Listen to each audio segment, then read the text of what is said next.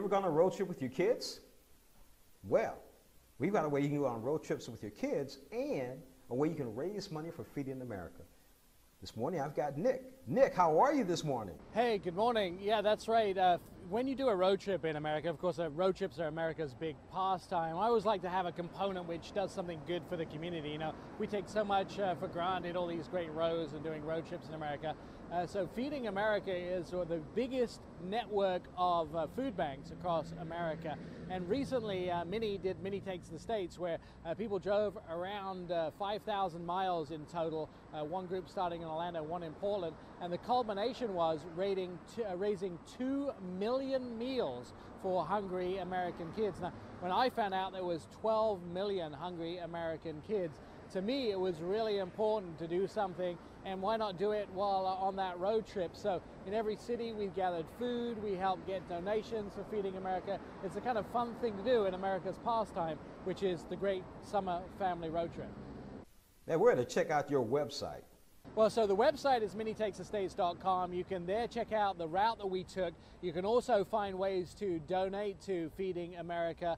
Feeding America is very cool because it's not just one food bank or one network of food bank. It brings together food banks all over the United States, and what it does is sort of connects them and helps them with food supply. Now, we have tons of food in America. Food's never been the issue to feed people. It's just finding great solutions to actually transfer the unwanted food, what some supermarkets don't sell every day, what factories have left over, and take that food and find a cool way to transfer it to those people that don't have enough money to buy food. And that's exactly what Feeding America do. And so they take the unwanted food in America.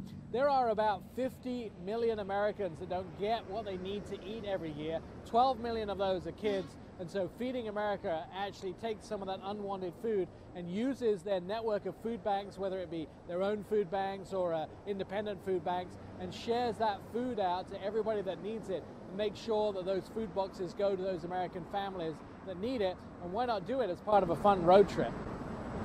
Wow, sounds good. Speaking of road trips, what are the top 5 tips for a fun and safe road trip?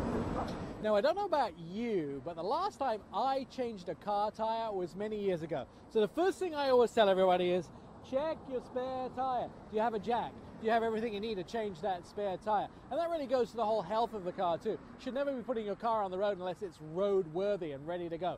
When was the last time all the fluids were checked, the belts were tightened, it got a service?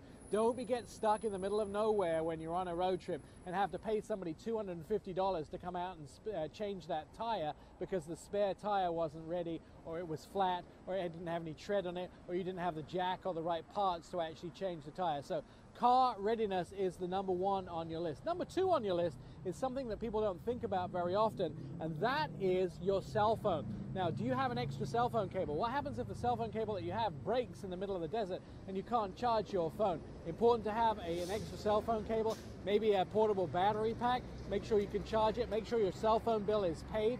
You have service where you're going. If you go into a national park, you go into somewhere, you can find out all about the area you are, places to eat, places to stay by using your cell phone. So you want to make sure your cell phone is paid and up to date. Emergency roadside kit number 3, make sure you have one in the car. Maybe a limited toolkit. What happens if you need to use something to change a headlight, something like that in the middle of the night? You could do that if you have a toolkit on board. I also say bring plenty of water. Water is really important. And then I also carry myself a Ziploc bag. And I also carry Kind bars in that bag. That's really cool, you know, protein bars, trail mix, whatever you want. The best tip I can give you, and this goes for absolutely any state. So this time of the year it gets really hot. The sun is beating down. Your steering wheel gets really hot when you get in the car. So when you park the car, turn your steering wheel 180 degrees. So the bottom becomes the top. Then the sun can beat down on that all day. When you get back in the car from seeing the great American outdoors, from seeing some of those road trip places, turn the steering wheel the right way up. And guess what? The hot part's on the bottom, and you can grab the top with no problem because that's been out of the sun all day. The best road tip I can possibly give you.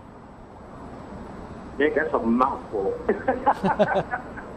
Appreciate it. Nick, thank you so much for joining us on Morning Break.